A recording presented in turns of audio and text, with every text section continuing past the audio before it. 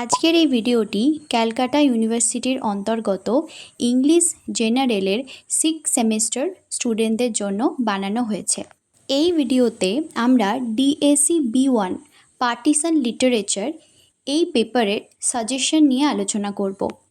কোশ্চেনের সাজেশন দেওয়ার আগে আমি তোমাদের জানাতে চাই, যদি তোমরা এই পেপারটির নোটস চাও কিংবা আমি এই ভিডিওতে যে সমস্ত সাজেশন দেব সেই সমস্ত কোশ্চেনের আনসার যদি তোমরা খুবই ইজি ল্যাঙ্গুয়েজে এবং ভীষণ সহজভাবে পেতে চাও, তাহলে অবশ্যই তোমরা এই হোয়াটসঅ্যাপ নাম্বারে যোগাযোগ করো। খুবই অল্প মূল্যের মধ্যে তোমরা সমস্ত কিছু একদম ইজি ল্যাঙ্গুয়েজে এবং খুবই সহজ সরলভাবে পেয়ে যাবে। আরও একটি ভালো বিষয় হচ্ছে, এই পেপারের নোটটি বা সাজেশনের আনসারগুলি সমস্ত স্টুডেন্টের কথা মাথায় রেখে তৈরি করা হয়েছে। যেমন এই পেপারে তোমাদের যে 3টি শর্ট স্টোরি রয়েছে এবং তোমাদের যে পোয়েমগুলি রয়েছে, তার জন্য বেশিরভাগ ক্ষেত্রেই করা হয়েছে কি একটা স্পেসিফিক সামারি এবং অ্যানালাইসিস তৈরি করা হয়েছে, যেটিকে তোমরা প্রত্যেকটি কোশ্চেনের বডি হিসেবে ইউজ করতে পারবে এবং কোশ্চেন ওয়াইজ ইন্ট্রোডাকশান এবং কনক্লুশনটা চেঞ্জ করে দেওয়া হয়েছে, শুধুমাত্র নোভেলটি ছাড়া। এতে করে কি হচ্ছে, তোমাদের মুখস্থ করতে খুবই সুবিধা হবে এবং তোমরা যে কোনো কোশ্চেনের আনসার খুব ইজিলি বানাতে পারবে। চলো এবার দেখে নেওয়া যাক এই বছরের জন্য কি কি কোশ্চেন তোমরা করবে। প্রথমে আমরা দেখে নেব শর্ট স্টোরি থেকে কি কি ইম্পর্টেন্ট রয়েছে। তোমাদের সিলেবাসে 3টি শর্ট স্টোরি রয়েছে এবং কোশ্চেনে তোমাদের এই 3টি শর্ট স্টোরি থেকেই কোশ্চেন আসে এবং তোমাদের যে কোনো 2টি আনসার করতে হয়। আমি তোমাদের বলবো তোমরা the final solution and the মারুন এই দুটি ভালো করে করবে। তোমরা প্রথমে দেখো দ্য ফাইনাল সলিউশনে আমি তোমাদের বলবো দ্য ফাইনাল সলিউশনের সামারিটা তোমরা খুব ভালো করে নাও, যেটিকে তোমরা প্রত্যেকটা কোশ্চেনের আনসারের বডি হিসেবে ইউজ করবে। তোমাদের যেরকমই কোশ্চেন হোক না কেন, তোমরা মাঝখানে যদি সামারিটা ঢোকাও তাহলে তোমাদের কোনো প্রবলেম হবে না। সামারিটা করাটা খুবই ইম্পর্টেন্ট এবং তোমরা কোশ্চেনের রিকোয়ারমেন্ট অনুযায়ী ইন্ট্রোডাকশন এবং কনক্লুশনটা চেঞ্জ করে দেবে।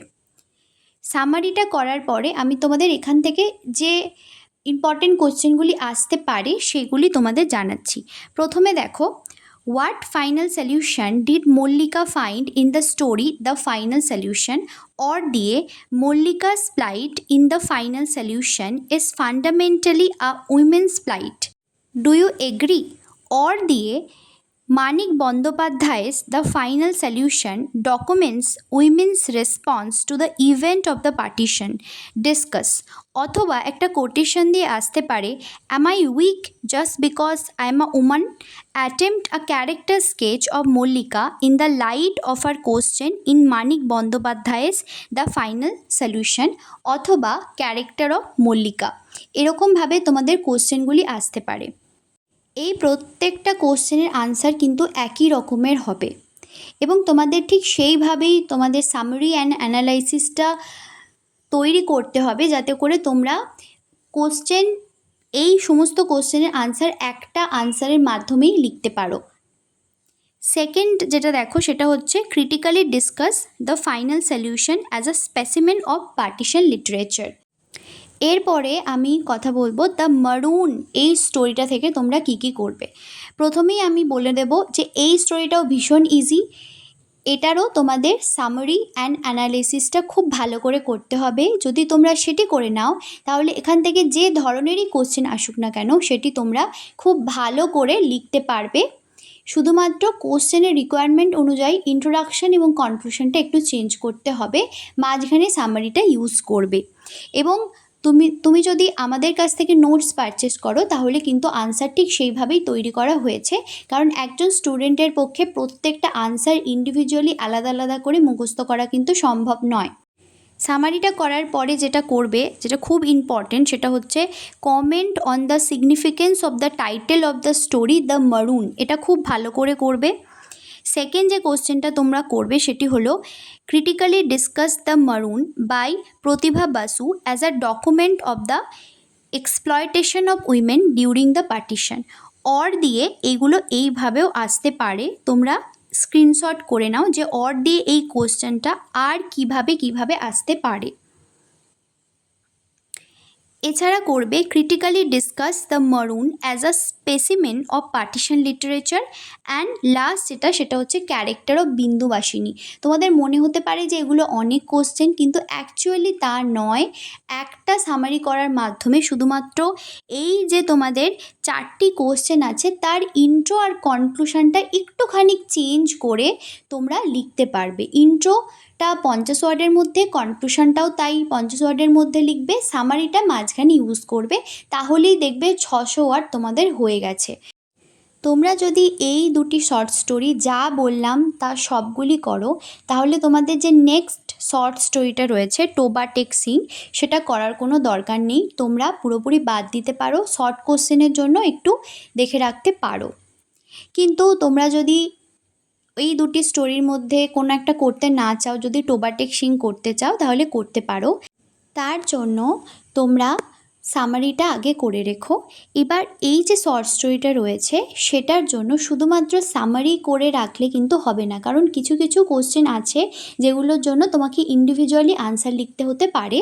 তাই আমি তোমাদের রিকোয়েস্ট করব যে প্রথম যে দুটো শর্ট স্টোরি বললাম সেগুলো কিন্তু খুবই ইজি এবং প্রায় একই ধরনের, তাই ওগুলি তোমরা করো।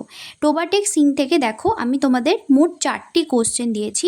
প্রথমে হচ্ছে so how Manto represents the conflict between sanity and insanity in his short story Toba Tek-Sing. Second হচ্ছে comment on the title of Sadat Hasan Manto's short story Toba Tek-Sing. Third হচ্ছে in Manto's Toba Tek-Sing, the madhouse is a symbol of the partition nation. Do you agree? or দিয়ে আসতে পারে comment on the metaphor of madness in Sadat Hasan Manto's story Toba Tek-Sing, অথবা use of symbol in টোবা texting. এই কোশ্চেনটি এরকম বিভিন্নভাবে আসতে পারে। এরপরে আরেকটি কোশ্চেন হচ্ছে discuss how Saadat Hasan Manto ডেপিক্টস the psychological trauma of the partition through the প্রেডিকামেন্ট of Bishan Singh in is story টোবা texting.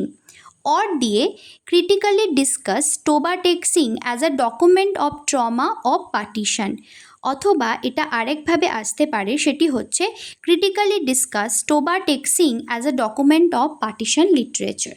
এরপরে আমরা দেখে নেব পোয়েম থেকে কি কি আসতে পারে।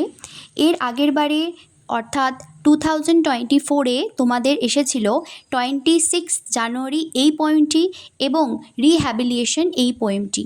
তো এবারে তোমরা রিহ্যাবিলিয়েশন বাদ দিয়ে দিতে পারো। তোমাদের এবারে প্রথমেই যেটা করতে হবে সেটা হচ্ছে আফটার ডেথ 20 ইয়ার্স। তোমাদের দুটি কোশ্চেন থাকে পোয়েম থেকে, যে কোনো একটি করতে হয়। আমি তোমাদের এবারে সাজেস্ট করব অবশ্যই আফটার ডেথ 20 ইয়ার্সটা করে রেখো। এখান থেকে যেটা তোমরা করবে সেটি হচ্ছে summary and analysis of the poem. এটা কিন্তু খুব ভালো করে আগে প্রিপেয়ার করে নেবে, কারণ এটা করলে তোমাদের যেভাবেই কোশ্চেন আসুক না কেন সেটা তোমরা লিখতে পারবে।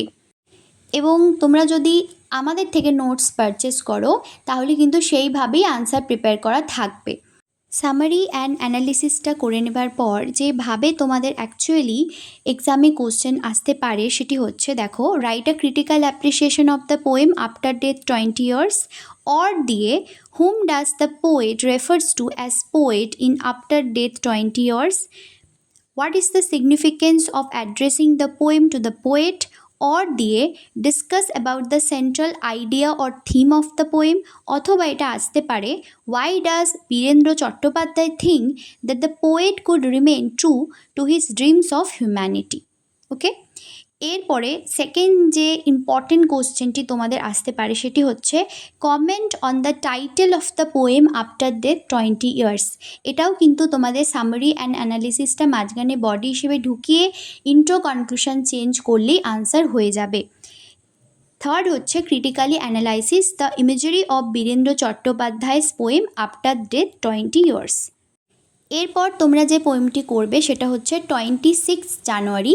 রিহ্যাবিলিয়েশনটা আমি বাদ দিতে বলছি, কারণ এই পোয়েমটির তুলনায় ওটা কিন্তু একটু কঠিন, এটা কিন্তু তুলনামূলকভাবে সহজ।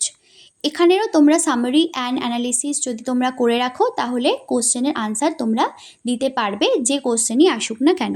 তো এইখান থেকে অ্যাকচুয়ালি পোয়েমে যে ধরনের এক্সামে যে ধরনের কোশ্চেন আসে সেটি হচ্ছে, দেখো, critically analysis how Sahir Ludhianvi criticise the leaders of the nation, or if I am the culprit, you are no less a sinner, O leaders of the nation, you are guilty too. Comment on the significance of this remark by the poet. অথবা এটা আসতে পারে এইভাবে, discuss about the theme or central idea of the poem 26 January. এছাড়াও দেখো second question, comment on the significance of the title, এটাও খুব important. And third হচ্ছে critically analysis the imagery of the poem 26 জানুয়ারি। বারবার করে বলছি এগুলি কিন্তু একদমই অনেক নয়। সামারি এবং অ্যানালিসিস যদি খুব ভালোভাবে প্রিপেয়ার করা যায় তাহলে প্রত্যেকটা কোশ্চেনের ইন্ট্রো আর কনক্লুশনটা চেঞ্জ করে দিলেই আনসার রেডি। এগুলি তোমাদের সবই ছিল ভীষণই সহজ পার্ট, যেটা সামারি এবং অ্যানালিসিসের মাধ্যমে হয়ে যাচ্ছিল। কিন্তু তোমাদের যে নোভেলটা দেওয়া রয়েছে দ্য শ্যাডো লাইন্স, ওটার জন্য কিন্তু তোমাদের বেশ খাটতে হবে এবং এখান থেকে অনেক ধরনের কোশ্চেন হয়। বেশ কমপ্লেক্স নোভেল এটা বলতে পারো, এর স্টোরিটাও বেশ প্যাঁচানো মতো, তাই এটি তোমাদের বেশ ভালো করে পড়তে হবে এবং এর জন্য তোমাদের ইন্ডিভিজুয়ালি আনসার প্রিপেয়ার করতে হবে। এখান থেকে খুব বেছে বেছে আমি কোশ্চেন দিয়েছি, এখান থেকে আরও অনেক ধরনের কোশ্চেন হতে পারে। তোমাদের কোশ্চেনগুলি একটু বেশি মনে হতে পারে, কিন্তু আগেরগুলো যেহেতু তোমাদের একটু কম পরিশ্রম করতে হচ্ছে, তাই আমি বলবো যে নোভেলটার পেছনে একটু বেশি পরিশ্রম করো, তাহলে দেখবে তোমরা এক্সামে 100% কমন পেয়ে যাবে। প্রথমেই যেটি করবে সেটি হচ্ছে comment on the significance of the title the shadow lines.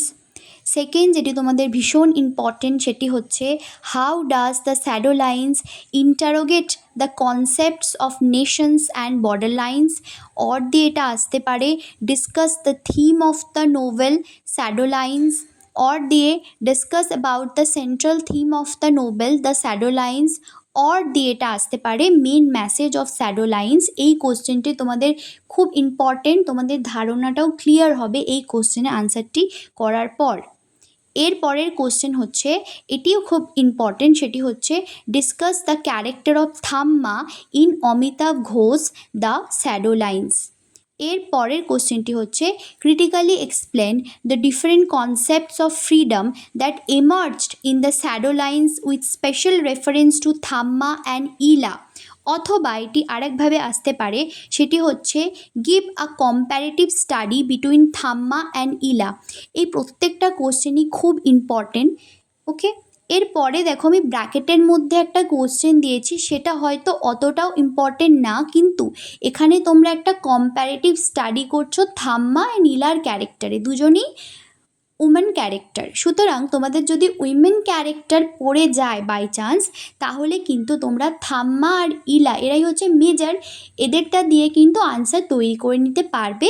তাই আমি ব্র্যাকেটে লিখে রেখেছি, এটার এক্সট্রা করে করা সেরকমভাবে দরকার নেই। এরপরে দেখো examine the shadow Lines as a memory narrative, এটাও ইম্পর্টেন্ট। প্রথম দিকে যে তোমাদের 4টে কোশ্চেন দিয়েছি ওগুলো আগে করবে, তারপরে যদি টাইম থাকে তাহলে লাস্টের দিকের 3টি কোশ্চেন করবে। Examine the shadow line as a memory narrative, then use of symbols in the shadow lines by Amitav Ghosh, and then হচ্ছে examine the significance of Tridip as a character and his influence on the narrator. প্রথম আমি তোমাদের বারবার বলছি, প্রথম দিকের যে কয়েকটা কোশ্চেন আছে 4টি কোশ্চেন, ওগুলো আগে ভালো করে নেবে। এবং তোমরা যদি এর একদম ভালো answer, to the point answer চেয়ে থাকো খুবই ইজি ল্যাঙ্গুয়েজে সহজভাবে, তাহলে অবশ্যই তোমরা এই হোয়াটসঅ্যাপ নাম্বারে যোগাযোগ করো, তোমরা নোটস পেয়ে যাবে, তোমরা এই সাজেশানে সমস্ত আনসার পেয়ে যাবে, প্লাস এক্সট্রা কোশ্চেনও তোমরা পেয়ে যাবে। আজকের ভিডিওটি এই পর্যন্ত, দেখা হচ্ছে পরের কোনো একটি ভিডিওতে।